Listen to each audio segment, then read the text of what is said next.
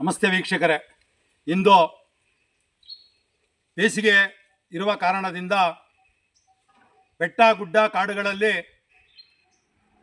ಸಕಲ ಬ್ರಹ್ಮಾಂಡ ಜೀವಿಗಳಿಗೂ ಕೂಡ ದಾಹವನ್ನು ನೀಗಿಸಬೇಕು ಸಲುವಾಗಿ ಆ ಪ್ರಾಣಿ ಪಕ್ಷಿಗಳಿಗೆ ಪ್ರತಿ ವರ್ಷವೂ ಕೂಡ ಒಂದು ಸಿಮೆಂಟಿನ ತೊಟ್ಟಿಗಳು ಮತ್ತು ಹಲವಾರು ಪ್ರಾಣಿ ಪಕ್ಷಿಗಳಿಗೆ ನೀರು ಕುಡಿಯೋಕ್ಕೆ ವಿವಿಧ ವಸ್ತುಗಳನ್ನು ರೆಡಿ ಮಾಡಿ ಆ ಮರಗಳಿಗೆ ಕಟ್ಟಿದರೆ ಆ ಪ್ರಾಣಿ ಪಕ್ಷಿಗಳು ಕೂಡ ಬೇಸಿಗೆಯಲ್ಲಿ ನೀರು ಕುಡಿದು ದಾಹ ನೀಗಿಸ್ಕೊತವೆ. ಅದಕ್ಕಾಗಿ ಈ ಸೇವೆಗಳನ್ನು ನಾನು ನನ್ನ ಸ್ನೇಹಿತರು ಕೂಡ ಪ್ರತಿ ವರ್ಷವೂ ಕೂಡ ಮಾಡ್ತಾಯಿದ್ದೀವಿ.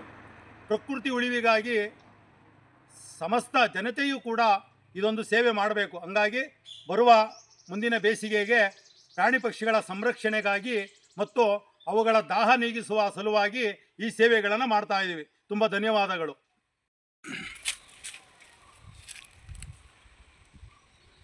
ನಮಸ್ತೆ ವೀಕ್ಷಕರೇ, ಇಂದು ಕಾಡು ಒಣಗಿ ಎಲೆ ಉದುರುವ ಒಂದು ಕಾಲವಾಗಿದ್ದು ಮರಗಳಲ್ಲಿ ಹಸಿರು ಹಣ್ಣು ವಿವಿಧ ಹಣ್ಣುಗಳು ಇರುವುದಿಲ್ಲ. ಅದಕ್ಕಾಗಿ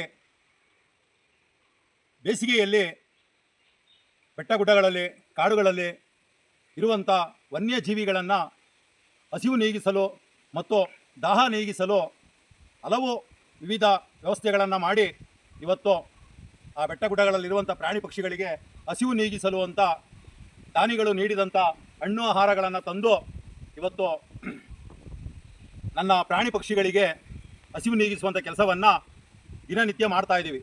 ಅದಕ್ಕಾಗಿ ನೋಡಿ, ಪ್ರತಿಯೊಬ್ಬರು ಕೂಡ ಆ ಸಕಲ ಬ್ರಹ್ಮಾಂಡ ಜೀವಿಗಳನ್ನು ಸಂರಕ್ಷಣೆ ಮಾಡುವಂಥ ಸೇವೆ ನಮ್ಮದಾಗಬೇಕು. ಅದಕ್ಕಾಗಿ ನೀವು ಕೂಡ ನಮ್ಮ ಜೊತೆ ಕೈ ಜೋಡಿಸಿ ಆ ಕಾಡಲ್ಲಿರುವಂಥ ಬೆಟ್ಟಗುಡ್ಡಗಳಲ್ಲಿರುವಂಥ ಪಶು ಪಕ್ಷಿಗಳಿಗೆ ಒಂದು ನೀರಿನ ವ್ಯವಸ್ಥೆ ಆಗಿರ್ಬೋದು ಮತ್ತು ಆಹಾರದ ವ್ಯವಸ್ಥೆ ಆಗಿರ್ಬೋದು, ಇಂಥ ವ್ಯವಸ್ಥೆಗಳನ್ನು ನಾವು ಮಾಡಬೇಕು.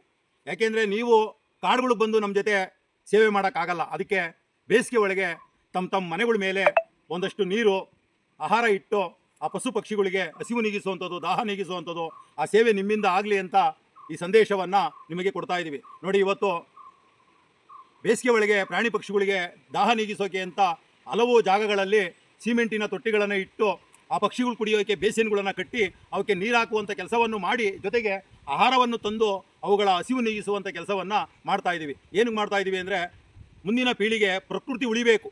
ಮುಂದಿನ ಪೀಳಿಗೆಗೆ ಪ್ರಕೃತಿ ಉಳಿದ್ರೆ ನಾವೆಂಗೆ ಇವಾಗ ಸಮೃದ್ಧಿಯಿಂದ ಜೀವಿಸ್ತಾ ಇದ್ದೀವೋ ಹಂಗೆ ಮುಂದಿನ ಪೀಳಿಗೆಯೂ ಕೂಡ ಚೆನ್ನಾಗಿರಬೇಕು ಅನ್ನೋ ಒಂದು ಭಾವನೆ ನಮ್ಮಲ್ಲಿ ಇಟ್ಕೊಂಡು ಈ ಕೆಲಸವನ್ನು ನಾವು ನೀವು ಎಲ್ಲ ಸೇರಿ ಮಾಡಬೇಕು ಅಂತ ಹೇಳ್ತಾ ಇವತ್ತು ನಿಮಗೆ ತುಂಬ ಹೃದಯದ ಧನ್ಯವಾದಗಳನ್ನ ಅರ್ಪಿಸ್ತಾ ಇದ್ದೀನಿ.